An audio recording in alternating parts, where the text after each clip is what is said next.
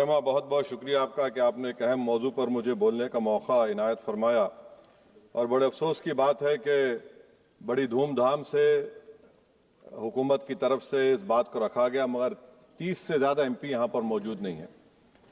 Madam, पहले तो मैं वज़ीर आज़म की इस बात की मजम्मत करता हूँ और उनको बताना चाहूँगा कि जिना के बारे में उन्होंने जो कहा था, हम तो जिना के सख्त मुखालिफ है, इसलिए भारत को अपना वतन माने, मगर 42 में आपके प्यारे वीर और जिना की पार्टी ने नॉर्थ वेस्ट फ्रंटियर, सिंध और बंगाल में मिलकर हुकूमत चलाई और उस हुकूमत ने 1.5 लाख हिंदू और मुसलमानों को अंग्रेजों की फौज में शामिल कराया ताकि वो लड़े। तो किसी शायर ने अच्छा कहा था वजीर आजम के बारे में कि फरेब देकर जमाने को पारसा ना बनिए, इन्हें कहो कि वो बंदा बने खुदा ना बने, अमीर शहर यही चाहता या हजरत कि हमारी चीख गले में रहे सदा ना बने। दूसरी बात मैडम, हमारे वजीर दिफा जनाब राजनाथ सिंह साहब ने बड़ा ही अजीब व गरीब और तकलीफ दे बात कही उम्मुल मोमिनीन के बारे में और उम्मुल किताब के बारे में। उम्मुल मोमिनीन उनको कहते हैं जो हमारे प्रॉफिट मोहम्मद सल्लल्लाहु अलैहि वसल्लम की वाइफ हैं। वो हम तमाम मुसलमानों की माँ, हम उनको तस्वुर करते हैं, मगर हम उनकी इबादत नहीं करते। हम अपनी माँ की इबादत नहीं करते। उम्मुल किताब कुरान है, हम कुरान की इबादत नहीं करते। कुरान अल्लाह का बिजावा कलाम है। तो उसके बारे में भी शायर ने अच्छा कहा कि खबर नहीं जिन्हें अपने दीन और मजहब की, हमें वो दीन का मतलब सिखाने निकले हैं। अहम बात यह है कि मैडम, हमारे मुल्क का आइन का इस लफ्ज से आगाज होता है वी द पीपल। इसका आगाज भारत माता के नाम से नहीं होता है। हमारे संविधान का जो प्रियम्बल है वो क्या कहता है? Liberty of thought, expression, belief, faith and worship. अगर दस्तूर का ये पहला सफा ये बात करता है तो फिर कैसे किसी शहरी को किसी खुदा, देवी, देवता की इबादत करने पर या सजदा करने पर मजबूर किया जा सकता है? आप ही की पार्टी से आज की जो बातें हुई है इसी कब हो रही हैं। हमारे कॉन्स्टिट्यूंट असेंबली में मैडम एक मोहतरमा थी रोहिणी कुमार चौधरी ने एक तजवीज दी थी कि प्रियम्बल में किसी देवी के नाम से शुरू हो। उन्होंने खास तौर से वंदे मातरम का जिक्र किया, मगर उसको कबूल नहीं किया गया।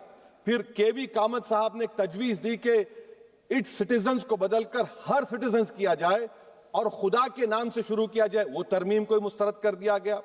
हमारे संविधान का उसूल यह है कि भारत क्या है, उसकी अवाम है, अवामी कानून की मुसन्निफ है, अवाम की मर्जी से सबसे बालातर है, अवामी हाकिम है। मुल्क किसी खुदा, देवी, देवता, मजहबी इलामत के नाम से नहीं चलता, ना मुल्क किसी एक मजहब की मिल्कियत है।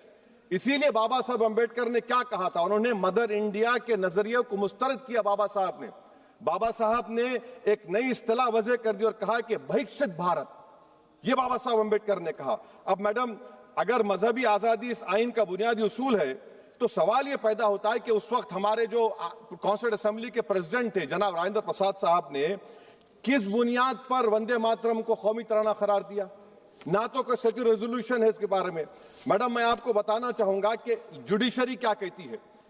बीजू इमैनुअल केस है 1986 का, जिसमें जिहोवा विटनेस ने कहा कि मैं नेशनल एंथम के वक्त खड़े रहूंगी, पढ़ूंगी नहीं। सुप्रीम कोर्ट ने कहा कि उसने कोई गुनाह नहीं किया। वहीं एक 2017 का केस है अश्विनी उपाध्याय का केस सुप्रीम कोर्ट का, उन्हें कहा गाइडलाइंस दिए जाएं वंदे मातरम पर, सुप्रीम कोर्ट ने नहीं कह दिया। फिर आप आ जाइए madam, prevention of insult act national 1971, इसमें नेशनल सॉन्ग नहीं है, सिर्फ नेशनल एम्बलम और आपका नेशनल एंथम है। फिर आप आ जाइए 40th अमेंडमेंट आर्टिकल 51 है, 76 में पास हुआ, उसमें भी इसका कोई जिक्र नहीं है। मैडम, मैं आपके सामने बताना चाहूंगा कि हमारा भारत एक इसका मजमुआ क्या है। इसमें हिंदू है, मुसलमान है, सिख है, ईसाई है, जैन है, एथिस्ट है, मेहनत कश है, किसान, गरीब, मजलूम और दलित है। मगर अगर जो तकारीर आज हमने यहां पर सुनी और बाहर जो सुनते हैं, अगर भारत को देवी कहने और उसके आगे सजदा करने, तो दरअसल कौम परस्ती को, वतन से मोहब्बत को मजहब में तब्दील कर रहे और फिर यहां पर बोल रहे कि अगर भारत में रहना है तो वंदे मातरम गाना पड़ेगा। भाई, ये तो संविधान के खिलाफ है, सुप्रीम कोर्ट के जजमेंट के खिलाफ है। अगर वंदे मातरम मैडम कौमियत का मियार है तो फिर सवाल यह है कि हजरत मोहानी की कौमियत क्या थी जिसने इनकलाब जिंदाबाद का नारा दिया? अगर यूसुफ मेहरली ने quit India, Simon go back का नारा दिया तो उसकी कौमियत क्या थी? अगर हैदराबाद से मौलवी अलाउद्दीन जो मक्का मस्जिद का पहला मुजरिम है काला पानी में, और तुलेबाज खान जो मारकर लाश को लटका दिया गया था हैदराबाद में 8 दिन तक, उसकी कौमियत क्या थी? अगर इनायतुल्लाह काफी जो जिहाद का फतवा अंग्रेजों के खिलाफ दिया मुरादाबाद में, जब उनको 2 दिन में फांसी की सजा दी गई, और जब फांसी की सजा के ओर जा रहे हैं तो इनायतुल्लाह मौलाना काफी की जबान पर क्या था? वो रसूलुल्लाह हमारे प्रॉफिट की नात पढ़ रहे थे। क्या पढ़ रहे थे? कोई गुल बाकी रहेगा ना चमन रह जाएगा, पर रसूलुल्लाह का दीन हसन रह जाएगा। तो उनकी कौमियत क्या थी? माल्टा की जेल में महमूदुल हसन, हुसैन अहमद मदनी 6 महीने माल्टा की जेल की ग्राउंड में पड़े रहे, उनकी कौमियत क्या थी? अल्लामा फजल खैराबादी का वो सेल काला पानी का पुकार पुकार कर इनसे पूछ रहा है, जो वहीं पर मर गए, खबर वहां पर है, बताओ मेरी कौमियत क्या थी? मैडम, मैं एक मुसलमान हूं, मैं इस्लाम को मानने वाला बावकार इंसान हूं, और मेरे मजहब की बुनियादी तालीम तौहीद है, ला इलाहा इल्लल्लाह, नहीं है कोई खुदा सिवा अल्लाह के। और कुरान में अल्लाह क्या बोल रहा? इय्याका नाबुदु इय्याका नस्तईन, तुम मेरी इबादत करो, मुझे मानो। मुझे कहां से मिल रहा? आर्टिकल 25 से मिल रहा है। मुझे कहां से मिल रहा है? Liberty of thought, expression, belief, faith and worship से मिल रहा है। तो इसको जोड़ना ये बहुत ही खतरनाक होगा। और हमारे प्रॉफेट मोहम्मद सल्लल्लाहु अलैहि वसल्लम जब मदीने को गए तो उन्होंने उस वतन के लिए दुआ की, कहा कि अल्लाह मदीने की मोहब्बत हमारे दिलों में और इजाफा कर दे, मक्के से ज्यादा कर दे। तो ये इस्लाम, मुसलमान होना, हमारे ईमान में मुल्क की मोहब्बत बीच में नहीं आती, और मुल्क से मोहब्बत है और रहेगी हमेशा, क्योंकि ये अजीम कुर्बानियां यहां पर शामिल है जिन्होंने जंग आजादी में हिस्सा नहीं लिया। आज अगर वो वतन की मोहब्बत का दर्ज देंगे तो बड़ा गलत होगा। मैडम, मैं आपके सामने एक चीज पढ़ूंगा। 1937 रविंद्रनाथ टैगोर ने लेटर लिखा सुभाष चंद्र बोस को। मैं सिर्फ, किसी ने नहीं पढ़ा ये। क्या कहा टैगोर साहब ने? But parliament is a place of union for all religious groups and there the song cannot be appropriate. When Bengali Muslims show sign of stubborn fanatism, we regard it intolerable. When we too copy them and make unreasonable demands, it will be self-defeating. ये मैं इसको ले करूंगा madam, आप देख लीजिए। फिर दूसरी तरफ मैडम आप आ जाइए, मैं यहाँ पर बैठकर, हाँ, जितने तकारीर यहाँ पर हुए सब जनगण मन पर तनकीद किए। तो मैडम मुझे ये कहना पड़ेगा कि जनगण मन पर आप लोग इतनी तकलीफ क्यों उठा रहे हैं? आखिर इतनी तकलीफ क्यों है? तो मैं जब जाकर देखा तो मुझे 28 दिसंबर का ऑर्गेनाइजर मैगजीन का आर्टिकल मिला, जिसमें ऑर्गेनाइजर लिखता है कि what is the moral sanction behind government choice of Jana Gana Mana, except that it can be made an item of entertainment at the sumptuous parties thrown by government officials. आप बताइए, इसका बोलेंगे आप? और फिर उसके कैंड कैसा करते हैं? It will mean we can not love our motherhood. Madam please, it will mean that Vande Mataram is buried alive with the word Jan Gan Mana on the tombstone, for the tomb will also be of Jan Gan Mana of the will of the people. इस पर आप क्या बोलेंगे? Madam, मैं आपको ये बताना चाह रहा हूं कि वतन की मोहब्बत हमारे लिए बहुत अहम है, मगर ये बताइए हमको कि अभी मैडम यहां पर आनंद मठ के बारे में बहुत कुछ कहा गया।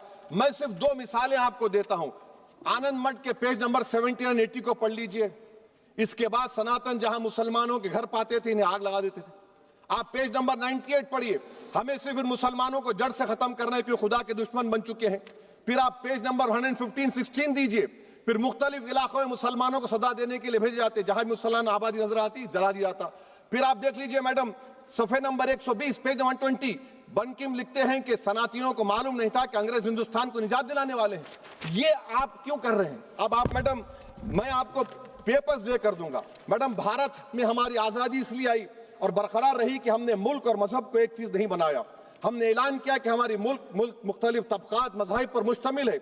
हमारे मुश्तरका तकदीर हमारी कौमियत का सरचश्मा है। यह खास जबान, सखावत, मजहब नहीं है। अगर वंदे मातरम का मतन कौम और मजहब को एक बना देता है, अगर हम इसे टेस्ट बनाते हैं वफादारी का, तो फिर मान लीजिए कि यह गांधी, अंबेडकर, टैगोर, बोस और लाखों आजादी के सिपाहियों की सोच को छोड़कर गोडसे की सोच की हिंदू कौमी परस्ताना, मैडम खत्म कर रहा हूं, हिंदू कौम परस्ताना को अख्तियार करेंगे। मुझे वतन से बेइंतहा मोहब्बत है मैडम, और इंशाल्लाह हमेशा रहेगी। मगर बावजूद इसके कि मेरी मस्जिद, मेरी इबादत गाह, मेरे कपड़े, मेरे कारोबार पर हमले होते, मगर मैं फिर भी कहता हूं कि वतन मेरा, हर वतन को हम छोड़कर नहीं जाएंगे। मगर हुब्बुल वतनी का क्या मुतालबा है? हुब्बुल वतनी ये कहता है कि वतन से मोहब्बत है तो जुल्म को खत्म करो, गरीबी को खत्म करो, बेरोजगारी को खत्म करो, जबर का खात्मा करो, अमन का गहवारा बनाओ, पाकिस्तान की दहशतगर्दी को खत्म करो, एक्सप्लॉयटेशन को रोको, शरारत को रोको, मुल्क के खिलाफ की जाने वाली साजिश खत्म करो। मैडम, भारत एक चमन है जहां पर हर फूल को खिलना चाहिए, और अगर कोई इस फूल का अगर पूरे फूल खिलेंगे तो उसकी खुशबू से ये वतन मुअत्तर होगा, मगर अगर इस चमन का माली ये कहेगा कि एक ही फूल खिलेगा, तो मैं जिम्मेदारी के साथ कह रहा हूं, अगर एक ही फूल खिलेगा तो वो सहरा बन जाएगा और माली माली नहीं रहेगा, वो जल्लाद कहलाएगा। तो इसीलिए मैडम हम उम्मीद करते हैं कि हुकूमत इस पर जोर जबर ना करे। मेरा राइट है, यकीनन मैं जानता हूं कि आजादी के लड़ाई में वंदे मातरम का नारा था, मगर अगर आप इसको जबर करेंगे तो ये संविधान के खिलाफ है। वफादारी का सर्टिफिकेट हमसे मत लीजिए मैडम, खत्म कर रहा हूं, वफादारी का सर्टिफिकेट हमसे मत लीजिए। आपके बुजुर्गों के कोई एक किताब में लिख के क्या लिखा है बता दीजिए, कहां पर क्या लिखा हुआ है। तो मैं मैडम मैं इस शेर पर अपनी बात को खत्म कर रहा हूं मैडम, मैं इस शेर पर अपनी बात को खत्म कर रहा हूं मैडम, मैं अपनी बात को खत्म कर देता हूं मैडम, क्योंकि आप बहुत जल्दी में हैं। कि भारत जिंदाबाद, हिंदू मुसलमान जिंदाबाद, दलित जिंदाबाद, ईसाई जिंदाबाद, आदिवासी जिंदाबाद, जो किसी खुदा को नहीं मानते वो भी जिंदाबाद, और मैडम सब पिछड़ा सब आ गया इसमें। तो हम उम्मीद करते कि इस रूह को आप समझेंगे अगर आप सिर्फ अपनी आइडियोलॉजी को लेकर चलेंगे। और आखिर में मैडम, जनाब बंकिम चंद्रा साहब के बारे में मैं आपके सामने डॉक्यूमेंट लेकर रहा हूं कि उन्होंने बीए का एग्जाम पास नहीं किया था, 7 मार्क्स से फेल हो गए थे, ये भी रख रहा हूं। तो आप जिसको लिटरेरी जायंट बता रहे ये नहीं है। बहुत बहुत शुक्रिया। धन्यवाद सभापति महोदया। मैं इस सदन का ध्यान